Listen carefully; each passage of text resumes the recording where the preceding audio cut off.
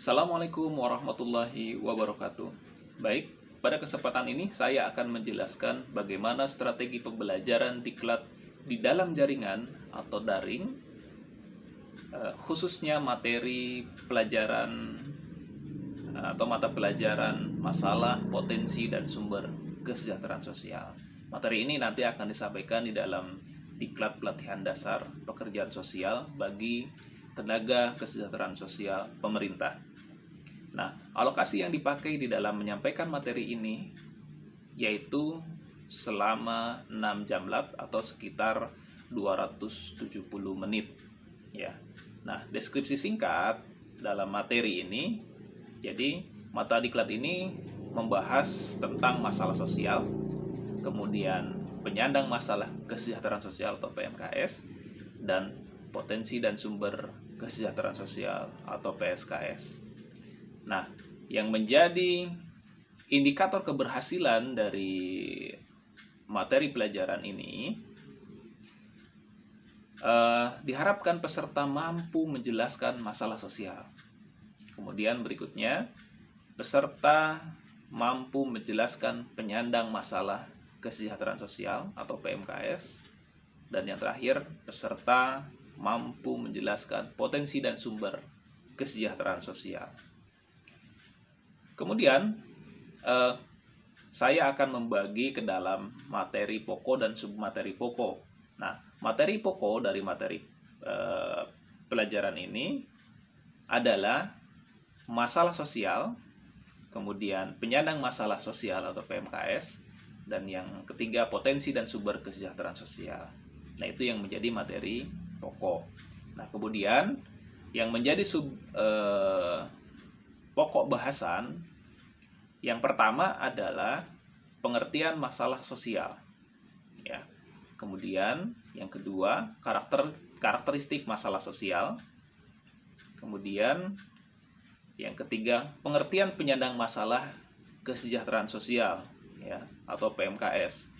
Nanti di dalamnya ada jenis penyandang masalah kesejahteraan sosial. Kemudian juga ada kriteria penyandang masalah kesejahteraan sosial. Nah, subpokok yang berikutnya adalah tentang pengertian potensi dan sumber kesejahteraan sosial. Nanti di dalamnya dijelaskan juga terkait dengan jenis potensi dan sumber kesejahteraan sosial, kemudian tentang kriteria potensi dan sumber kesejahteraan sosial.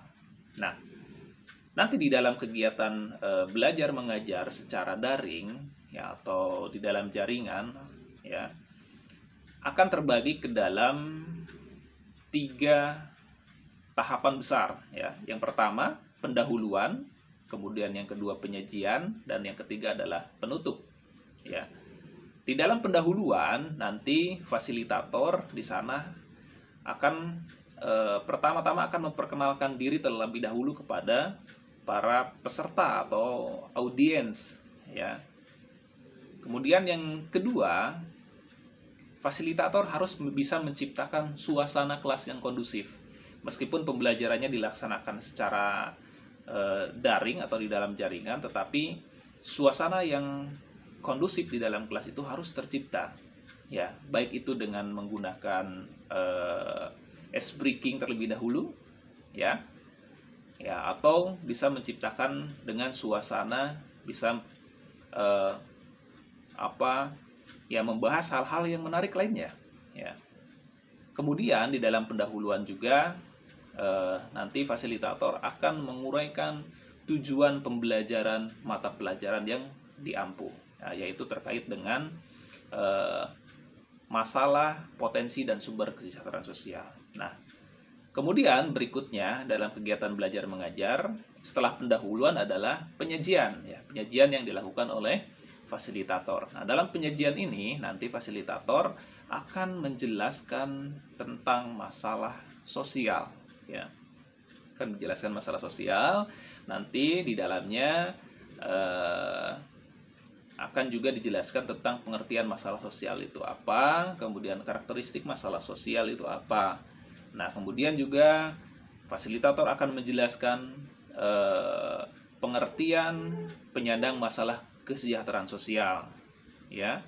Kemudian juga akan menjelaskan jenis penyandang masalah kesejahteraan sosial atau PMKS, dan akan juga dibahas terkait dengan kriteria penyandang masalah kesejahteraan sosial atau PMKS.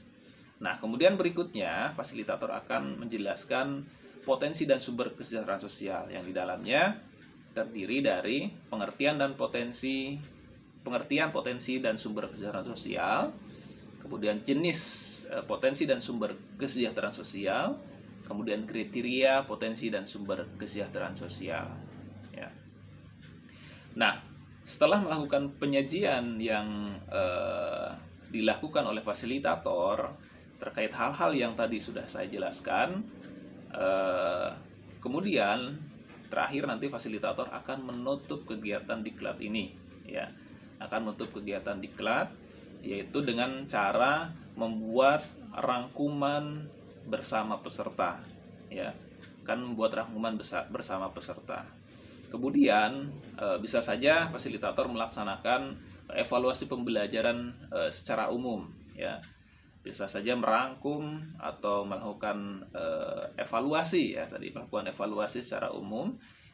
Bisa saja dilakukan dengan cara bertanya kepada peserta. Kita melakukan evaluasi kepada 3 atau 4 orang peserta, ya, sehingga kita bisa menilai, ya, sampai sejauh mana pemahaman peserta mendengarkan materi yang sudah kita sampaikan kepada mereka. Nah, kemudian di dalam penutup juga nanti fasilitator akan menutup kegiatan pembelajaran ini dengan ucapan terima kasih dan apresiasi yang baik kepada para peserta, ya, sehingga suasana kegiatan pembelajaran akan berakhir dengan baik, ya, tidak meninggalkan hal-hal yang tidak diinginkan. Nah, kemudian kalau berbicara dengan terkait dengan model pembelajaran, nanti akan menggunakan model pembelajaran atau metode pembelajaran ceramah, ya, ceramah seperti biasa, menggunakan ceramah. Kemudian nanti ada tanya jawab, ya, antara peserta dengan fasilitator, ya. Kemudian juga ada brainstorming, ya, brainstorming.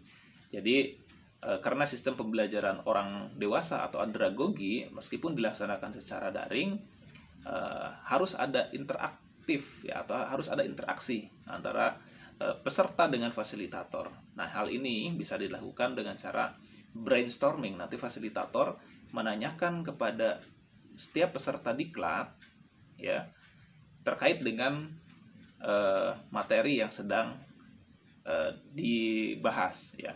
Kemudian juga ada diskusi, ya.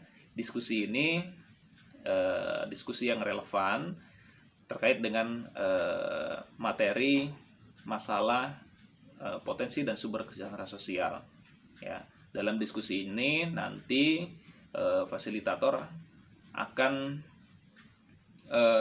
dibantu oleh namanya media alat bantu, ya.